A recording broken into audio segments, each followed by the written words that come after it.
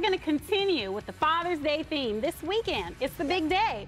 Millions of children, they actually live without the physical presence of a father in their home. So stay tuned, because Chris is going to talk to someone who is inspiring fathers with his words. Stay with us.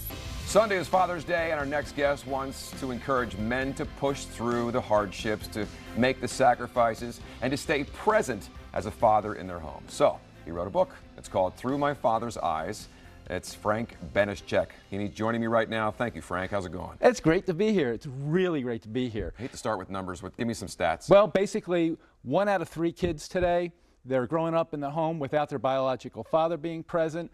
And the problem with that is it's starting to have an impact with high rates, huge rates of suicide, dropouts from school, behavioral disorders. All those kind of things are going on, and we see that with celebrities like Lindsay Lohan, LeBron James, neither one of which had a father while they were growing up, Marilyn Monroe, and these are the impacts that that's had on them.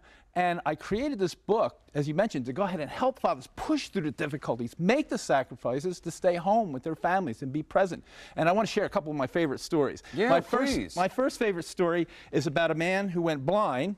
Okay. At 36 years old. 4 years later, his wife passes away. He's got 3 kids. He's got a 6-year-old, an 8-year-old, an 11-year-old, and he's trying to figure out how I'm going to take care of them. He doesn't want them to go into foster care. He doesn't want to have to lose them in any way, so he cooks breakfast for them, makes lunches for them, works odd jobs, does everything he can possibly do, because he understood that making sacrifices is what it takes, and he had great joy. And his son said, you know, my dad never once ever complained about being blind, and he also had the best attitude of anyone I had ever met. My next favorite story is called Santa Claus. Wow, and it's about a little girl, 8 years old, and a little girl went to school, and it was right around Christmas, and she got into school, and she looks around, and the kids are like, you still believe in Santa Claus? Yeah, I still get that today. Yeah, I get that, sure. So she goes home, says to her dad, Daddy, is there a Santa Claus? He goes, sure, honey, there's a Santa Claus.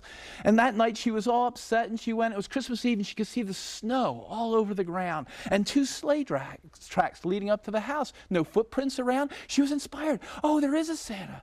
Next day, sure enough, she had all of her Christmas gifts. She was excited, and she said, Daddy, were you Santa Claus? And he looked and smiled. Years went by. He was on his deathbed. She was talking to her father, thinking of great stories that had happened, and she said, Daddy, was that you, Santa Claus? And he just smiled at her. And my final story is a story about an officer in the Navy, World War II.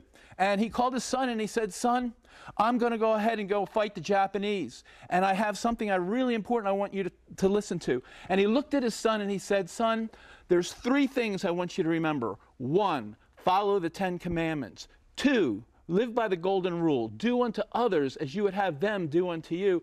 And 3, follow your dream. You always wanted to be a pilot. You always wanted to go ahead and be an aircraft designer. And that child did that. That child's one of my clients. He's 80 years old now. And he said that those final parting words inspired him for the rest of his life.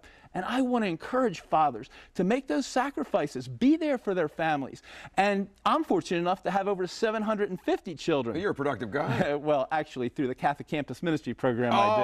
Okay. I call them my kids. Right. They're great.